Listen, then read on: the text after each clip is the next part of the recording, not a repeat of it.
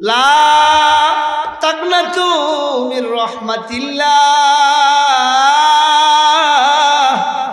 ইন্নাল্লাহা ইয়াগফিরুয যুনুবা জামিআ ইন্নাহু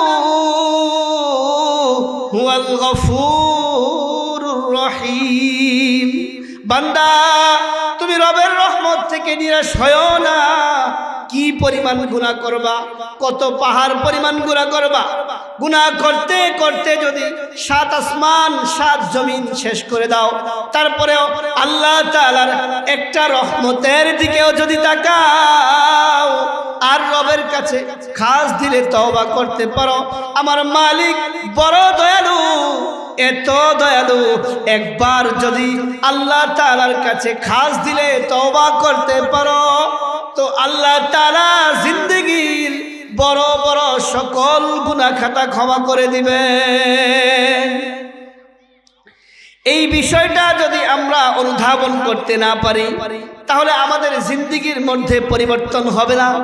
নামাজ আমি পড়ি না, আমার বয়স অনেক হয়ে গিয়েছে, কিন্তু আমি নামাজ পড়ি না, শয়তানের ধোঁকায় পড়ে নামাজ পড়তেছি না। অথচ আল্লাহ তাআলা বলছেন, আমরা যদি জান্নাতে যেতে চাই, জাহান্নামী এবং জান্নাতীদের মধ্যে যখন কথোপকথন হয়, তখন জাহান্নামীরা যখন বলেছিল যে তোমরা জাহান্নামে কেন গেলা, কেন তোমাদেরকে জাহান্নামে নিক্ষেপ করা হলো, তার মূল কারণ ছিল ক্বালু লাম নাকু মিনাল মুসাল্লিন, আমরা নামাজ পড়তাম না, এজন্য আজকে আমরা জাহান্নামী। কিন্তু দুঃখ ও লজ্জার বিষয় হচ্ছে আমরা মুসলমান দাবি করি, আমরা পয়গম্বরে আরবি রাসূলুল্লাহ সাল্লাল্লাহু আলাইহি ওয়াসাল্লামের শেষ উম্মত বলে নিজেদেরকে দাবি করি, কিন্তু যখন মুয়াজ্জিন আযান দেয় তখন কিভাবে লুকিয়ে থাকতে পারি, নামাজ না পড়ে বাঁচতে পারি, সমাজকে ফাঁকি দিতে পারি, এটা আমরা বুঝতে চাই না। সমাজ বুঝুক আর না বুঝুক, সমাজের মানুষ মানুক আর না মানুক, সমাজের কেউ দেখুক বা না দেখুক, মহান রব্বুল আলামিন যিনি আমাকে সৃষ্টি করেছেন, কিয়ামতের ময়দানে যার কাছে আমাদেরকে প্রত্যেকটা সেকেন্ডের হিসাব দিতে হবে, তিনি তো দেখতেছেন। তো দুনিয়ার মানুষের চোখ ফাঁকি দিয়ে কোনো লাভ নাই। আমি যদি রব্বুল আলামিনকে ফাঁকি দিতে পারতাম তাহলে একটা কথা ছিল, কিন্তু কিরমান কাতিবিন সহ হাজারো সিসি ক্যামেরা আমার জিন্দেগীর প্রত্যেকটা অধ্যায়, প্রত্যেকটা সেকেন্ড, যার্রা থেকে যার্রা পরিমাণ কাজের হিসাব রব্বুল আলামিনের কাছে আছে। দুনিয়ার মানুষ যদি বুঝতো তাহলে কোনোদিন অপরাধ করতো না, মানুষের উপর জুলুম করতো না, নামাজ ছাড়তো না, রোজা ছাড়তো না। আল্লাহ তাআলা যে ধন সম্পদ দান করেছেন তার থেকে আল্লাহর রাস্তায় দান করত, কোনো মানুষকে ডিস্টার্ব করতো না, কোনো মানুষের উপর জুলুম করতো না। এক কথায় একজন মানুষ যে নিজেকে মুসলমান দাবি করবে তার জিন্দেগীর সকল বিষয়ে সে খেয়াল রাখবে। আমি যাই করি, আমি ব্যবসা করি, আমি চাকরি করি, আমি কাজ করে বেড়াই, কিন্তু আমার খেয়াল রাখতে হবে আমি মুসলমান। এমন কোন কাজ আমার করা যাবে না যে কাজ আল্লাহ পছন্দ করেন নাই, যে কাজ আল্লাহর রাসূল নিষেধ করেছেন। মুমিন হিসেবে যদি আমি হাউজে কাউসার পেতে চাই, পয়গম্বরে আরবি রাসূলুল্লাহ সাল্লাল্লাহু আলাইহি ওয়াসাল্লামের উম্মত হিসেবে নিজেদেরকে পরিচয় দিতে চাই, তাহলে কোনো পাপাচারে লিপ্ত হওয়া যাবে না। মানুষ হিসেবে যখনই ভুল হবে সাথে সাথে ইস্তেগফার করে সেই ভুল সংশোধন করব এবং আল্লাহ তাআলার কাছে কায়মন বাক্যে বলবো, আল্লাহ আমি বুঝতে পারি নাই, আমার জিন্দেগীর মোড় পরিবর্তন হয়ে গেছে, শয়তান ধোঁকা দিয়েছে, দুষ্ট বন্ধুদের সাথে চলে আমি নামাজ ছেড়ে দিয়েছিলাম, তোমার হুকুম আহকাম মানতে চেষ্টা করছিলাম না, নফসের চাহিদায় দুনিয়ার বিভিন্ন রং তামাশায় বিভোর ছিলাম। এ মালিক, আপনি মেহেরবানি করে আমার জিন্দেগির পরিবর্তন করে দেন। যেভাবে বললে, যে পথে চললে আপনি খুশি হবেন, পরকালে মুক্তির সিদ্ধান্ত আমি পেয়ে যাব। আমার আমল নামা আমি ডান হাতে পাবো, আর ওই জাহান্নামীদের দলভুক্ত থাকবো না। এমন একটা জিন্দেগি আমাদেরকে দান করেন।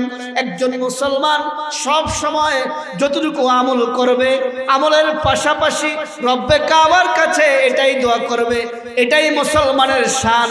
আর এইগুলো যদি আমরা করতে না পারি, আবার করতে মন না চায়, এই কথাগুলো বলতে লজ্জা লাগে, তবে মনে রাখতে হবে আমার মধ্যে নেফাকি আছে, আমার জিন্দেগির মধ্যে আল্লাহ তাআলার হুকুম নাই। আমার ঈমানকে নবায়ন করতে হবে, আমার ঈমানকে আরো শুদ্ধ করতে হবে, পরিশুদ্ধ করতে হবে, যে ঈমানের দ্বারা আমি জিন্দেগি গঠন করব, আমি কোরআন সুন্নাহ ভিত্তিক জীবন চালাবো। আজকের এই বিশাল মহাসম্মেলনে আসব, আমরা শিখব, আমরা জানব কিভাবে আমরা আমাদের জিন্দেগি পরিচালিত করব, আর আমাদের পরিবারকে চালাবো, কিভাবে আমরা ব্যবসা করব, কিভাবে আমরা চাকরি করব। এক কথায় মানুষ হিসেবে জন্ম থেকে মৃত্যু পর্যন্ত প্রতিদিন ঘুম থেকে ওঠা থেকে আবার ঘুমানো যাওয়ার আগ পর্যন্ত যতগুলো কাজ আমি করব, আল্লাহর সন্তুষ্টির জন্য করব। আল্লাহর হুকুমের বাহিরে একজন মুসলমান কোনো কাজ করতে পারে না। যদিও ভুলে হয়ে যায়, মানুষ মাত্রই ভুল, ওই ভুলের জন্যই তো আল্লাহ তাআলা বলে দিয়েছেন, ফাকুলতুস তাগফিরু রাব্বাকুম ইন্নাহু কানা গফফারা। আল্লাহ তাআলা এজন্যই বলে দিয়েছেন, যখন ভুল হবে, অনুধাবন হবে, নিজের কাছে মনে হবে, অনুশোচনা প্রকাশ করে সাথে সাথে আল্লাহ তাআলার কাছে তওবা করে মুসলমান তার জীবনের গতিপথ ঘুরিয়ে নিবে এবং জীবনকে সুন্দর করে ফেলবে। তখন রব্বুল আলামিন আমাদের জীবনকে দুনিয়ার মধ্যেও শান্তিময় একটা জীবন দিবেন, এবং পরকাল জগতে আল্লাহ তাআলা যে অনাদি অনন্তকালের জীবন আমাদের জন্য রেখেছেন, ওই সময় জান্নাতের ফয়সালা করে একজন সফল মুমিন হিসেবে দুনিয়া থেকেই সার্টিফিকেট দিয়ে জান্নাতি হিসেবে বিদায় নেবেন। এজন্য মুহতারাম হাজিরিন, আমরা এতক্ষণ যে আলোচনা শুনলাম, বুঝলাম যে একজন মুমিন মুসলমান তার জিন্দেগিকে সাজাবে কোরআন এবং সুন্নাহ দিয়ে। চলার পথে বলার ক্ষেত্রে আমলের মধ্যে যখন কোনো ভুল ত্রুটি হয়ে যাবে, শয়তান বা নফসের কারণে অনেক সময় আমরা ইবাদত থেকে দূরে সরে যাব। ছোট বড় যখন কোনো অপরাধে লিপ্ত হয়ে যাব, সেই অপরাধ থেকে ফিরে আসার জন্য রব্বুল আলামিন যে পথ খুলে রেখেছেন, হায়াতে জিন্দেগির মধ্যে আমরা আমাদের জীবনের মোড়কে পরিবর্তন করে ইস্তেগফারের আমলকে আমাদের জীবনের আবশ্যকীয় আমল হিসেবে নির্ধারণ করে আমাদের জীবনের গতিপথ পরিবর্তন যদি করতে পারি, তো আমাদের জিন্দেগির যুগান্তরকারী সিদ্ধান্তই হবে এটা, যে রব্বুল আলামিন আমাদের জীবনকে তখন পরিবর্তন করে দিবেন। তখন দুনিয়ার মধ্যেও কোনো অশান্তি বা পেরেশানির মধ্যেও থাকা লাগবে না ইনশাআল্লাহ।